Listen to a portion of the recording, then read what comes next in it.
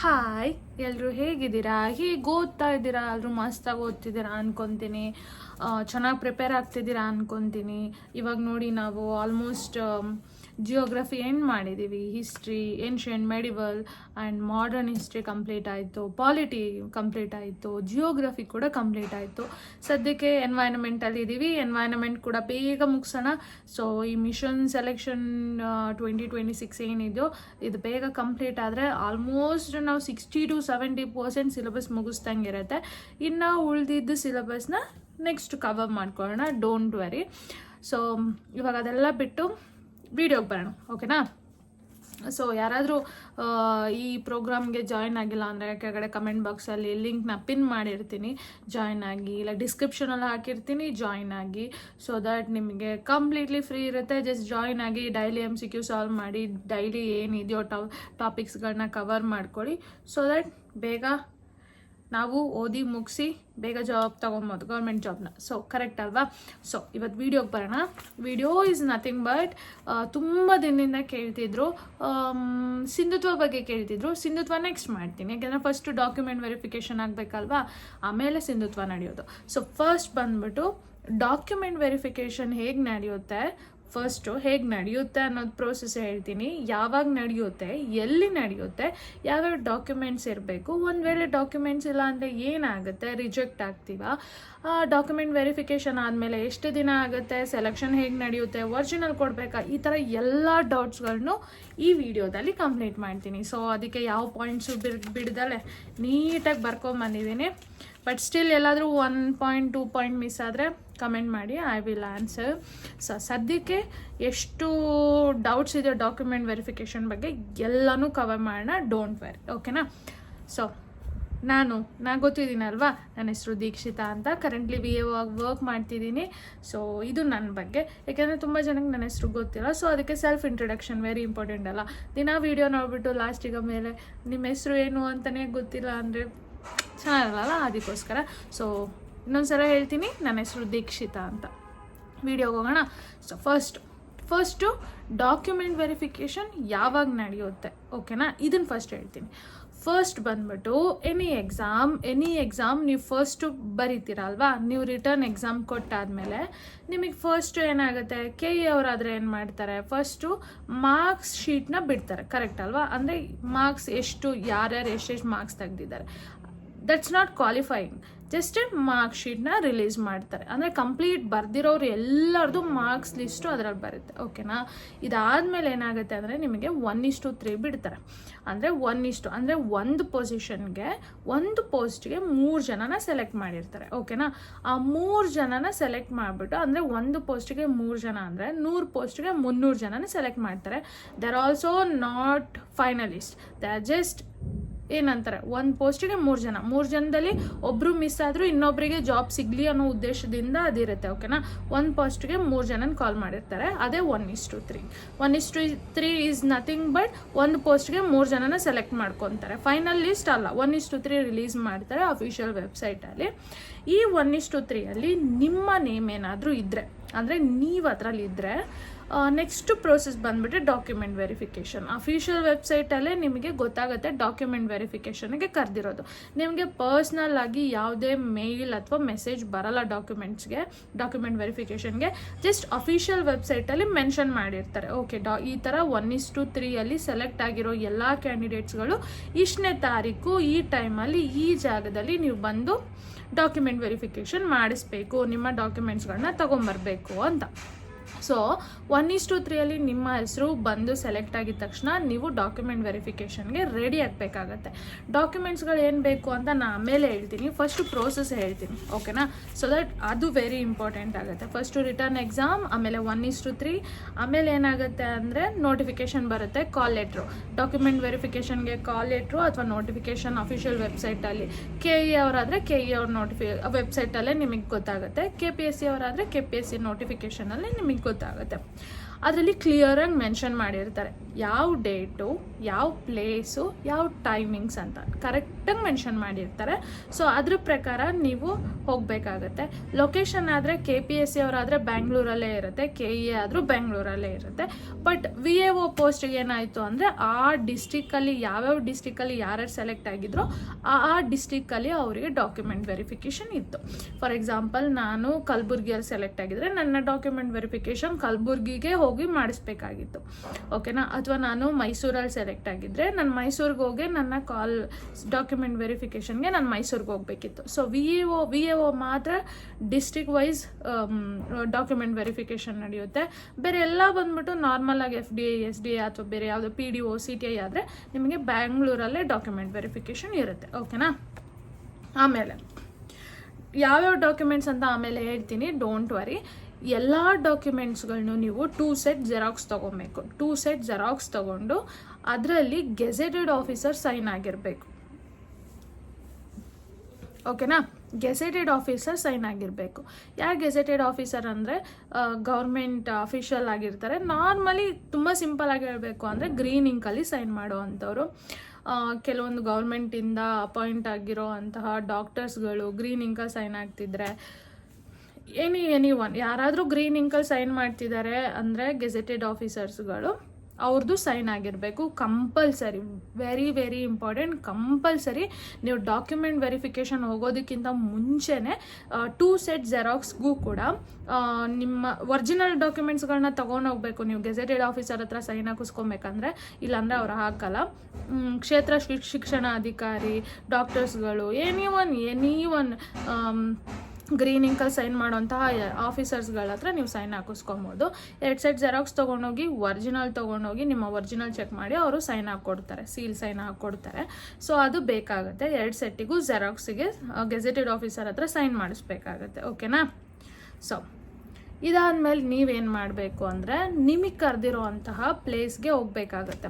ನಿಮಗೆ ಯಾವ ಜಾಗದಲ್ಲಿ ಡಾಕ್ಯುಮೆಂಟ್ ವೆರಿಫಿಕೇಷನ್ ಲೊಕೇಶನ್ ಹೇಳಿದಾರೋ ಅಲ್ಲಿ ಹೋದಾಗ ಆ್ಯಕ್ಚುಲಿ ನಮಗೇನು ಮಾಡಿದರು ಅಂದರೆ ಡಾಕ್ಯುಮೆಂಟ್ ವೆರಿಫಿಕೇಷನ್ ಹೋಗಿದ ತಕ್ಷಣ ಒಂದು ಲಿಸ್ಟ್ ಹಾಕಿದರು. ರಿಸಲ್ಟ್ ಬಿಟ್ಟಾಗ ಒಂದು ಲಿಸ್ಟ್ ಹಾಕ್ತಾರಲ್ಲ, ಆ ಥರ ಲಿಸ್ಟ್ ಹಾಕಿದ್ರು. ಏನು ಅಂದರೆ 10 ಜನನ ಡಿವೈಡ್ ಮಾಡಿದರು. ಅಂದರೆ 10 ಜನ ಒಂದು ಗ್ರೂಪ್, 10 ಜನ ಒಂದು ಗ್ರೂಪ್, 10 ಜನ ಒಂದು ಗ್ರೂಪ್. ಸೊ ದಟ್ 10 ಜನನ ಡಿವೈಡ್ ಮಾಡಿಬಿಟ್ಟು ಒಂದೊಂದು ಸೆಕ್ಷನ್ ಕೊಟ್ಟಿದ್ರು. ಅಂದರೆ ಇಲ್ಲಿ ಒಬ್ಬರು ಡಾಕ್ಯುಮೆಂಟ್ ವೆರಿಫಿಕೇಷನ್ ಮಾಡೋಕ್ಕೆ ಕೂತ್ಕೊತಾರೆ, ಇಲ್ಲಿ ಒಬ್ಬರು. ಸೊ ದಟ್ 3 ಆಫೀಸರ್ಸ್ಗಳು ಕೂತಿರ್ತಾರೆ ಸಪ್ರೇಟಾಗಿ. 10 ಜನ ಇವ್ರು ಮಾಡಿದ್ರೆ 10 ಜನ ಇವ್ರು ಮಾಡಿದ್ರೆ 10 ಜನ ಇವ್ರು ಮಾಡ್ತಾರೆ. ಬಟ್ ಕೆಲವೊಂದು ಕಡೆ ಏನು ಮಾಡ್ತಾರೆ ಅಂದರೆ ಬೇರೆ ಕಡೆ ಇನ್ನೊಂದು ಕಡೆ ಬೇರೆ ಕಡೆ ಎಲ್ಲ ನಾರ್ಮಲಿ KPSC ಕಡೆ ಎಲ್ಲ ಮಾಡೋದಿದ್ರೆ ಟೋಕನ್ ಸಿಸ್ಟಮ್ ಕೊಟ್ಟಿರ್ತಾರೆ. ನಿಮಗೆ ಟೋಕನ್ ನಂಬರ್ ಇರುತ್ತೆ, ಆ ನಂಬರ್ ಪ್ರಕಾರ ನಿಮಗೆ ಡಾಕ್ಯುಮೆಂಟ್ ವೆರಿಫಿಕೇಷನ್ ನಡೆಯುತ್ತೆ. ಫಾರ್ ಎಕ್ಸಾಂಪಲ್, ನಿಮ್ಮದು 1 ನಂಬರ್ ಅಂದರೆ ನೀವು 1ನೇ ಪರ್ಸನ್ ಆಗಿ ಡಾಕ್ಯುಮೆಂಟ್ ವೆರಿಫಿಕೇಷನ್ ಹೋಗಬೇಕಾಗುತ್ತೆ. ಬಟ್ ನಾವು VAO ಆದಾಗ 10 ಮೆಂಬರ್ಸ್ನ ಗ್ರೂಪ್ ಮಾಡಿ ಡಿವೈಡ್ ಮಾಡಿದರು, ಓಕೆನಾ. ಸೊ ನಿಮ್ಮೆಲ್ಲ ಡಾಕ್ಯುಮೆಂಟ್ಸ್ಗಳನ್ನ ರೆಡಿ ಮಾಡಿದ್ದೀರಾ. ಒರಿಜಿನಲ್ ಪ್ಲಸ್ ಗೆಜೆಟೆಡ್ ಆಫೀಸರ್ ಜೊತೆ ಸೈನ್ ಹಾಕಿರೋ ಅಂತಹ ಒಂದು 2 ಸೆಟ್ ಜೆರಾಕ್ಸ್, ಇದಿಷ್ಟನ್ನು ಇಟ್ಕೊಂಡು ನಿಮ್ಮ ಟೋಕನ್ ನಂಬರ್ ಅಥವಾ ನಿಮ್ಮ ಗ್ರೂಪಲ್ಲಿ ನೀವು ಕೂತಿರ್ಬೇಕಾಗುತ್ತೆ. ನಿಮ್ಮನ್ನು ಕಾಲ್ ಮಾಡ್ತಾರೆ ಅವರು, ನಿಮ್ಮ ಹೆಸರು ಕೂಗ್ತಾರೆ, ಇಲ್ಲ ನಿಮ್ಮ ಟೋಕನ್ ನಂಬರ್ ಕರೆದಾಗ ಅಲ್ಲಿ ಆಫೀಸರ್ಸ್ಗಳು ಕೂತಿರ್ತಾರೆ ಡಾಕ್ಯುಮೆಂಟ್ ವೆರಿಫಿಕೇಷನ್ಗೆ ಅಂತಾನೆ. ಸೊ ನೀವೇನು ಮಾಡಬೇಕು ಅಂದರೆ ನಿಮಗೆ ಅಸೈನ್ ಮಾಡಿರುವಂತಹ ಡಾಕ್ಯುಮೆಂಟ್ ವೆರಿಫೈ ಮಾಡುವಂತಹ ಆಫೀಸರ್ ಹತ್ರ ಹೋಗ್ಬಿಟ್ಟು ನಿಮ್ಮ ಡಾಕ್ಯುಮೆಂಟ್ಸ್ಗಳನ್ನ ಕೊಡಬೇಕು. ಒರಿಜಿನಲ್ ಪ್ಲಸ್ ಜೆರಾಕ್ಸ್ ಎರಡೂ ಕೊಡಬೇಕು ನೀವು, ಓಕೆನಾ. ಒಂದು ವೇಳೆ ನೀವು ಗೆಜೆಟೆಡ್ ಆಫೀಸರ್ ಹತ್ರ ಸೈನ್ ಮಾಡಿಸ್ಕೊಂಡಿಲ್ಲ, ಇಲ್ಲ ಯಾವುದಾದ್ರೂ ಇದು ಅಫ್ಕೋರ್ಸ್ ಎಲ್ಲ ಕಡೆನೂ ನಡೆಯುತ್ತೆ. ಇಲ್ಲ ಯಾವುದೋ ಒಂದು ಡಾಕ್ಯುಮೆಂಟ್ ಮಿಸ್ ಆಗಿರುತ್ತೆ, ಸ್ಕ್ಯಾನ್ ಆಗಿರಲ್ಲ, ಅಥವಾ ಜೆರಾಕ್ಸ್ ಮಾಡಿಸಿರಲ್ಲ. ಅಂಥ ಟೈಮಲ್ಲಿ ಏನು ಮಾಡ್ಬೋದು ಅಂದರೆ, ನಾವು ಹೋದಾಗ ನಮಗೆಲ್ಲ ಅಲ್ಲೇ ಅರೇಂಜ್ಮೆಂಟ್ ಇತ್ತು. ಬಟ್ ಇದು ಎಲ್ಲ ಕಡೆನೂ ಇದೆಯಾ ಡೌಟ್ ಇದೆ, ಓಕೆನಾ. ಅದಕ್ಕೆ ನಾನು ಏನು ಹೇಳ್ತೀನಿ ಅಂದರೆ, ಡಾಕ್ಯುಮೆಂಟ್ ವೆರಿಫಿಕೇಷನ್ಗೆ ಹೋಗೋದಕ್ಕಿಂತ ಮುಂಚೆ ನೀವೇ ಕಂಪ್ಲೀಟಾಗಿ ಎಲ್ಲನೂ ಚೆಕ್ ಮಾಡಿ ಜೆರಾಕ್ಸ್ ತೊಗೊಂಡು ಗೆಜೆಟೆಡ್ ಆಫೀಸರ್ ಹತ್ರ ಸೈನ್ ಮಾಡಿಸ್ಕೊಂಡು ಹೋಗೋದು ಒಳ್ಳೆಯದು. ಬಟ್ ನಾವು ಹೋಗಿದ್ದ ಕಡೆ ಏನಾಗಿತ್ತು ಅಂದರೆ, ನಮ್ಮದು DC ಆಫೀಸಲ್ಲಿ ಇದ್ದಿದ್ದರಿಂದ ಅಲ್ಲಿ ಅವರು ಗೆಜೆಟೆಡ್ ಆಫೀಸರ್ಸ್ನ ಕರೆಸಿದ್ರು. 2 ಗೆಜೆಟೆಡ್ ಆಫೀಸರ್ನ ಗ್ರೀನ್ ಇಂಕಲ್ಲಿ ಸೈನ್ ಮಾಡೋರನ್ನ ಕರೆಸಿ, ಜೊತೆಗೆ ಜೆರಾಕ್ಸ್ ಕೂಡ ಅಲ್ಲೇ ನಮಗೆ ಅವೈಲೇಬಲ್ ಇತ್ತು. ಹೊರ್ಗಡೆ ಎಲ್ಲಿಗೂ ಹೋಗೋ ಚಾನ್ಸಸ್ಸೇ ಇರಲಿಲ್ಲ. ಸೊ ಜೆರಾಕ್ಸಿಂದ ಹಿಡಿದು ಗೆಜೆಟೆಡ್ ಆಫೀಸರ್ ಸೈನಿಂದ ಹಿಡಿದು ಎಲ್ಲರೂ ಡಾಕ್ಯುಮೆಂಟ್ ಮಿಸ್ ಆದರೆ ಏನು ಮಾಡಬೇಕು ಎಲ್ಲದು ನಮಗೆ ಅಲ್ಲೇ ಕೊಟ್ಟರು. ಯಾವುದೇ ಥರ ಕನ್ಫ್ಯೂಷನ್ ಆಗಲಿ ಅಥವಾ ಒಂದು ಅವಸರ ಆಗಲಿ ಅಥವಾ ಹೊರಗಡೆ ಹೋಗಬೇಕು ಈ ಥರ ಕಂಪ್ಲೀಟ್ಲಿ ಯಾವುದಕ್ಕೂ ನಮಗೆ ಚಾನ್ಸೇ ಕೊಡಲಿಲ್ಲ. ತುಂಬ ಸ್ಮೂತಾಗಿ ನಡೀತು. ಬಟ್ ಎಲ್ಲ ಕಡೆನೂ ಇದೇ ಥರ ಸ್ಮೂತಾಗಿ ನಡೆಯುತ್ತೋ ಸ್ವಲ್ಪ ಕಷ್ಟ. ಅದಕ್ಕೆ ಫಸ್ಟೇ ಪ್ರಿಪೇರ್ ಆಗಿರಿ, ಓಕೆನಾ. ಸೊ ಫಸ್ಟು ನಿಮ್ಮನ್ನು ಕರೆದಾಗ ಅವ್ರು ಏನು ಮಾಡ್ತಾರೆ ಅಂದರೆ ನಿಮ್ಮ ಒರಿಜಿನಲ್ ಡಾಕ್ಯುಮೆಂಟ್ಸ್ಗಳನ್ನ ತಗೊಂಡು ಕಾಪಿ ಜೆರಾಕ್ಸ್ನೂ ತಗೊಂಡು ಅವರು ಅದನ್ನು ಸ್ಕ್ಯಾನ್ ಮಾಡಿ ವೆರಿಫೈ ಮಾಡ್ತಾರೆ. ವೆರಿಫೈ ಹೇಗೆ ಮಾಡ್ತಾರೆ ಅಂದರೆ ಅದು ಒರಿಜಿನಲ್ಲ ಡೂಪ್ಲಿಕೇಟಾ ಅಂತಲ್ಲ, ಜಸ್ಟ್ ಚೆಕ್ ಮಾಡ್ತಾರೆ, ತಾಳೆ ಮಾಡ್ತಾರೆ. ಅದು ಎರಡಕ್ಕೂ ಒರಿಜಿನಲ್ಲು ಜೆರಾಕ್ಸ್ ನೆಟ್ಬಿಟ್ಟು ಒರಿಜಿನಲ್ ಎಲ್ಲ ಕರೆಕ್ಟಾಗಿದೆಯಾ, ಎಲ್ಲ ನೇಮ್ ಎಲ್ಲ ಕರೆಕ್ಟಾಗಿದೆಯಾ, ಏನಾದರೂ ಮಿಸ್ ಆಗಿದೆಯಾ ಅಥವಾ ಇದು ಫೇಕಾ, ಇದೆಲ್ಲ ಚೆಕ್ ಮಾಡ್ತಾರೆ. ಇದು ಚೆಕ್ ಮಾಡಾದ್ಮೇಲೆ ನಾನು ಇನ್ನೊಂದು ಹೇಳ್ತೀನಿ, ಡಾಕ್ಯುಮೆಂಟ್ಸ್ಗಳು ಒರಿಜಿನಲ್ಲ ಅಲ್ವಾ ಅನ್ನೋದು ಹೇಗೆ ಗೊತ್ತಾಗುತ್ತೆ ಅನ್ನೋದು ಆಮೇಲೆ ಹೇಳ್ತೀನಿ. ಸೊ ಅವರು ಜಸ್ಟ್ ವೆರಿಫೈ ಮಾಡಿಬಿಟ್ಟು ನಿಮಗೆ ಒಂದು ವೆರಿಫಿಕೇಷನ್ ಸ್ಲಿಪ್ ಕೊಡ್ತಾರೆ. ಏನು ಅಂದರೆ ನಾವು ಈ ಥರ ಎಲ್ಲ ಡಾಕ್ಯುಮೆಂಟ್ಸ್ಗಳನ್ನೂ ವೆರಿಫೈ ಮಾಡಿದ್ವಿ. ಸೊ ನಿಮ್ದೆಲ್ಲ ಡಾಕ್ಯುಮೆಂಟ್ ವೆರಿಫಿಕೇಷನ್ ಆದಮೇಲೆ ನಿಮಗೆ ಫೈನಲಾಗಿ ಒಂದು ಸ್ಲಿಪ್ ಕೊಡ್ತಾರೆ. ನಿಮ್ಮ ಡಾಕ್ಯುಮೆಂಟ್ಸ್ಗಳು ಯಾವ್ದ್ಯಾವುದು ಅವ್ರು ಕಲೆಕ್ಟ್ ಮಾಡ್ಕೊಂಡಿದ್ದಾರೆ, ಅವ್ರ ಹತ್ರ ಇದೆ, ಅವ್ರು ವೆರಿಫೈ ಮಾಡಿದ್ದಾರೆ ಅಂತ ಜಸ್ಟ್ ಒಂದು ವೆರಿಫಿಕೇಷನ್ ಸ್ಲಿಪ್ ಕೊಡ್ತಾರೆ. ಒಂದು ಜಸ್ಟ್ ಸ್ಲಿಪ್ ಅದರಲ್ಲಿ ಮೆನ್ಷನ್ ಮಾಡಿರ್ತಾರೆ, ಇವ್ರ ಹತ್ರ ಈ ಕ್ಯಾಂಡಿಡೇಟ್ ಹತ್ರ ನಾವು ಈ ಡಾಕ್ಯುಮೆಂಟ್ಸ್ಗಳೆಲ್ಲ ಇಸ್ಕೊಂಡಿರ್ತೀವಿ ಅಂತ ಅವರು ಒಂದು ಸ್ಲಿಪ್ ಕೊಡ್ತಾರೆ. ಅದು ವೆರಿಫಿಕೇಷನ್ ಸ್ಲಿಪ್, ಓಕೆನಾ.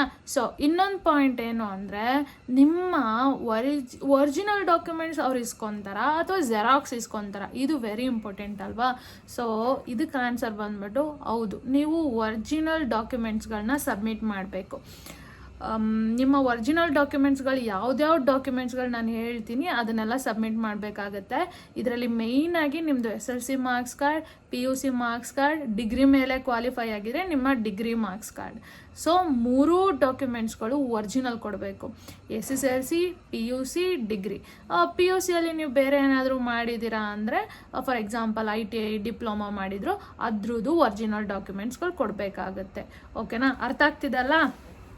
ಸೊ ಇದು ನಿಮ್ಮದು, ಇದ್ರ ಜೊತೆಗೆ ನಿಮ್ಮದು caste certificate, caste and income ಸರ್ಟಿಫಿಕೇಟ್ಗಳು, ಆಮೇಲೆ ನೀವು ಬೇರೆ ಯಾವುದಾದ್ರೂ ರಿಸರ್ವೇಷನ್ನಲ್ಲಿ ಸೆಲೆಕ್ಟ್ ಆಗಿದ್ದರೆ ಅಂದರೆ Kannada medium, rural certificate, rural candidate ಆಗಿ ಅಥವಾ ಎಕ್ಸ್-ಆರ್ಮಿ ಅಥವಾ PWD ಕ್ಯಾಂಡಿಡೇಟ್, ಈ ಥರ ಯಾವುದಾದ್ರೂ ರಿಸರ್ವೇಷನ್ನಲ್ಲಿ ನೀವು ಸೆಲೆಕ್ಟ್ ಆಗಿದ್ದರೆ ಅದ್ರದ್ದು ಕೂಡ ನೀವು ಒರಿಜಿನಲ್ ಡಾಕ್ಯುಮೆಂಟ್ಸ್ಗಳು ಕೊಡಬೇಕು, ಓಕೆನಾ. ಇದೆಲ್ಲ ಡಾಕ್ಯುಮೆಂಟ್ಸ್ಗಳು ಅವ್ರ ಹತ್ರನೇ ಇರುತ್ತೆ. ನಿಮ್ಮ ಪ್ರೊಬೇಷನರಿ ಪೀರಿಯಡ್ ಮುಗಿಯೋ ತನಕ ನಿಮ್ಮ ಒರಿಜಿನಲ್ ಡಾಕ್ಯುಮೆಂಟ್ಸ್ಗಳು ನಿಮಗೆ ವಾಪಸ್ ಕೊಡಲ್ಲ. ಇದೆಲ್ಲ ಡಾಕ್ಯುಮೆಂಟ್ಸ್ಗಳು ಅವ್ರ ಹತ್ರನೇ ಇರುತ್ತೆ, ಓಕೆನಾ. ಇದು ವೆರಿ ಇಂಪಾರ್ಟೆಂಟ್, ಓಕೆನಾ. ಸೊ ಇನ್ನೊಂದ್ಸಲ ಹೇಳ್ತೀನಿ, ಕ್ಯಾರಿ ಒರಿಜಿನಲ್ ಡಾಕ್ಯುಮೆಂಟ್ಸ್ಗಳನ್ನ ತೊಗೊಂಡೋಗಿ.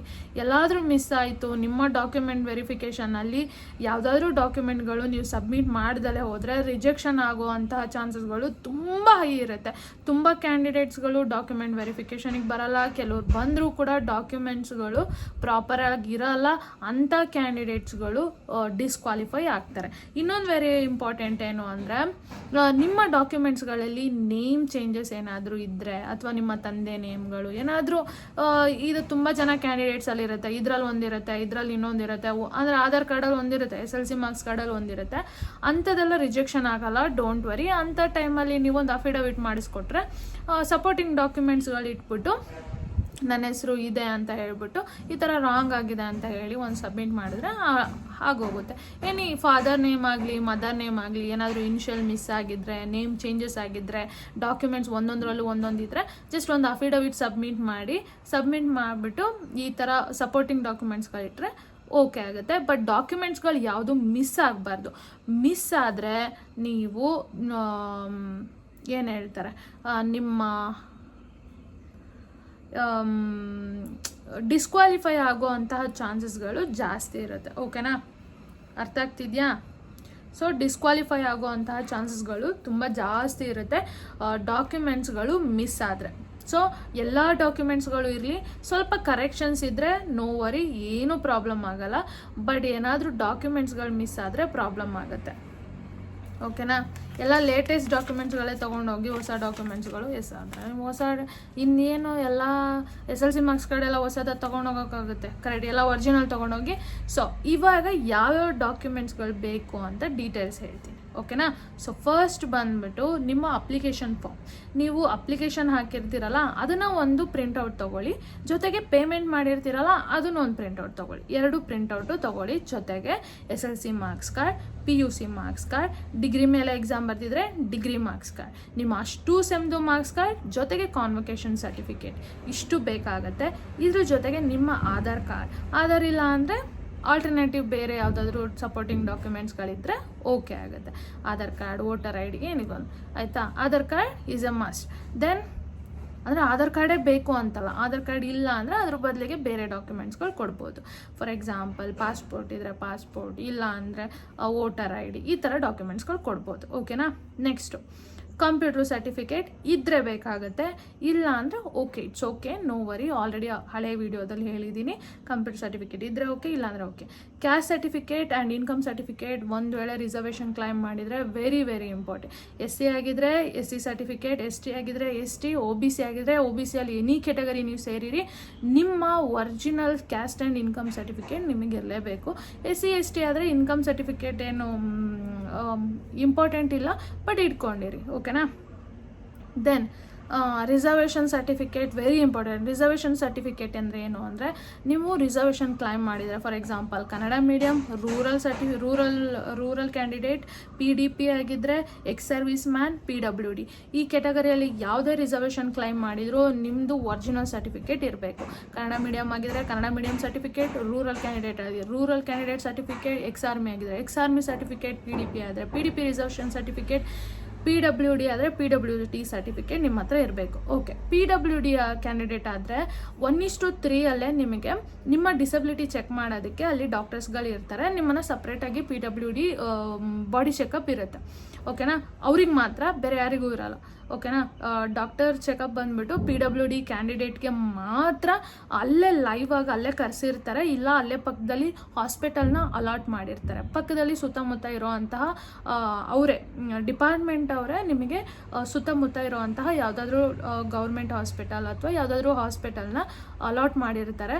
ಅಲ್ಲಿ ನೀವು ಹೋಗಿ ನಿಮ್ಮದು ಏನಂತಾರೆ, ನಿಮ್ಮ ಡಿಸಬಿಲಿಟಿ ಎಷ್ಟು % ಇದೆ ಅನ್ನೋದು, ಅಥವಾ ಹೆಲ್ತ್ ಚೆಕಪ್ ಅಥವಾ ಬಾಡಿ ಚೆಕಪ್ನ ನೀವು ಮಾಡಿಸ್ಬೇಕಾಗತ್ತೆ. PWD ಕ್ಯಾಂಡಿಡೇಟ್ ಆದರೆ 1:3 ಅಲ್ಲೇ ನಿಮಗೆ ಅದನ್ನು ಮಾಡೋದು.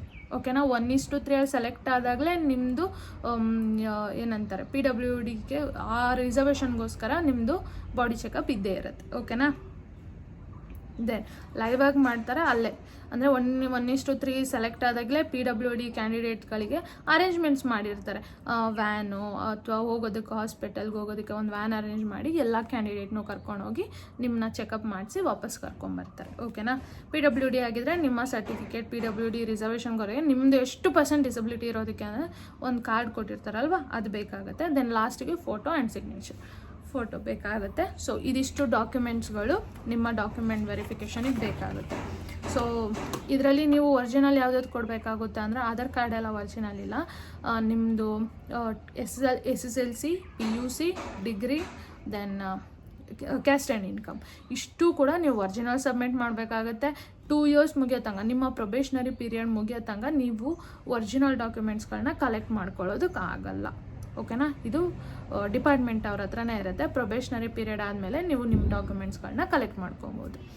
ಒಂದು ವೇಳೆ ಅದ್ರ ಮಧ್ಯದಲ್ಲಿ ರೆಸಿಗ್ನೇಷನ್ ಮಾಡಿದ್ರೆ, ಜಾಬ್ ಬಿಟ್ಟೋದ್ರೆ ಕಲೆಕ್ಟ್ ಮಾಡ್ಕೊಬೋದು. ಓಕೆನಾ. ಸೊ ಇದು ಬಂದ್ಬಿಟ್ಟು ಡಾಕ್ಯುಮೆಂಟ್ ವೆರಿಫಿಕೇಷನ್ ಹೇಗಾಗುತ್ತೆ, ಪ್ರೋಸೆಸ್ ಹೇಗಿದೆ, ದೆನ್ ಯಾವ್ಯಾವ ಡಾಕ್ಯುಮೆಂಟ್ಸ್ಗಳು ಬೇಕಾಗುತ್ತೆ. ಇದು ಸಿಂಪಲ್ಲಾಗಿ ತುಂಬ ಫಾಸ್ಟಾಗಿ ಕ್ಲೀನಾಗಿ ಹೇಳಿದ್ದೀನಿ. ಇದ್ರ ಮಧ್ಯದಲ್ಲಿ ಬೇರೆ ಏನಾದರೂ ಅಫ್ಕೋರ್ಸ್ ನಿಮಗೆ ಅಂತ ಒಂದು ಸಪ್ರೇಟ್ ಡೌಟ್ ಬಂದೇ ಬರುತ್ತೆ. ಇಟ್ಸ್ ಓಕೆ, ಅದನ್ನು ಕಮೆಂಟ್ಸೆಲ್ಲ ಹಾಕಿ ನಾನು ಆನ್ಸರ್ ಮಾಡ್ತೀನಿ. ನೆಕ್ಸ್ಟ್ ವಿಡಿಯೋದಲ್ಲಿ ಆ್ಯಕ್ಚುಲಿ ಇದು very important, Kannada medium certificate ಹೇಗೆ ತೊಗೊಳ್ಳೋದು, ರೂರಲ್ಲು ಅಥವಾ ಅದಕ್ಕೆ ಎಲಿಜಿಬಿಲಿಟಿ ಏನಿರಬೇಕು, ಈ ಥರ ರಿಸರ್ವೇಷನ್ಗೆ ಸಂಬಂಧಪಟ್ಟಿರೋಂಥ ಸರ್ಟಿಫಿಕೇಟ್ಗಳನ್ನ ಹೇಗೆ ತೊಗೊಬೇಕು, ಅದಕ್ಕೆ ಏನೇನು ಡಾಕ್ಯುಮೆಂಟ್ಸ್ಗಳು ಬೇಕಾಗುತ್ತೆ, ಅಥವಾ ನೀವು ಎಲಿಜಿಬಲ್ ಇದ್ದೀರೋ ಇಲ್ವೋ ಅನ್ನೋದು ಒಂದು ವಿಡಿಯೋ ಮಾಡ್ತೀನಿ. ಸೊ ಬೇಗ ನೀವೆಲ್ಲರೂ ಡಾಕ್ಯುಮೆಂಟ್ ವೆರಿಫಿಕೇಷನಿಗೆ ಬನ್ನಿ. ಈಗ ಇನ್ನೊಂದು ಹೇಳಬೇಕು, 1:3 ಆದಮೇಲೆ ಎಲ್ಲ ಕ್ಯಾಂಡಿಡೇಟ್ ಡಾಕ್ಯುಮೆಂಟ್ ವೆರಿಫಿಕೇಷನ್ ಆಗಿರುತ್ತಲ್ವ, ಎಲ್ಲರೂ ಸೆಲೆಕ್ಟ್ ಆಗಿರಲ್ಲ. ಓಕೆನಾ. ಸೊ ಫೈನಲ್ 1:1 ಬರ್ತಾರೆ ಗೊತ್ತಾ, ಅವ್ರು ಮಾತ್ರ ಫೈನಲ್ ಕ್ಯಾಂಡಿಡೇಟ್. ಈ ಡಾಕ್ಯುಮೆಂಟ್ ವೆರಿಫಿಕೇಷನಲ್ಲಿ ತುಂಬ ಜನ ಎಲಿಮಿನೇಟ್ ಆಗ್ಬೋದು, ಸ್ವಲ್ಪ ಜನನೂ ಆಗ್ಬೋದು, ಇಲ್ಲ ಆಗ್ದಲೂ ಇರ್ಬೋದು. ಸೊ ಇದಾದಮೇಲೆ ನಿಮಗೆ 1:3 ಬಿಡ್ತಾರೆ, ಅದು ಫೈನಲ್ ಲಿಸ್ಟ್. ಓಕೆನಾ. ಫೈನಲ್ ಲಿಸ್ಟಲ್ಲಿ ಯಾರು ಬರ್ತಾರೋ ಅವರೆಲ್ಲರೂ ಮಾತ್ರ ಒರಿಜಿನಲ್ ಕೊಡಬೇಕು. 1:3 ಒರಿಜಿನಲ್ ಬೇಡ. 1:1 ಬಂದವ್ರು ಮಾತ್ರ ಒರಿಜಿನಲ್ ಡಾಕ್ಯುಮೆಂಟ್ಸ್ಗಳು ಕೊಡಬೇಕು. 1:3 ಎಲ್ಲರೂ ಡಾಕ್ಯುಮೆಂಟ್ ವೆರಿಫಿಕೇಷನ್ಗೆ ಹೋಗಬೇಕು. ಸೊ ಇದು ಒಂದು small video about document verification and what are the documents needed for document verification. So helpful ಆಗಿದೆ ಅನ್ಕೊತೀನಿ. ಮತ್ತೆ ನೆಕ್ಸ್ಟ್ ವಿಡಿಯೋದಲ್ಲಿ ಬೇಗ ಮೀಟ್ ಆಗೋಣ. ಅಲ್ಲಿ ತನಕ ಬಾಯ್ ಬಾಯ್, ಲವ್ ಯು ಆಲ್. ಬೇಗ ಮೀಟ್ ಆಗೋಣ, ಸರಿನಾ? ಬಾಯ್.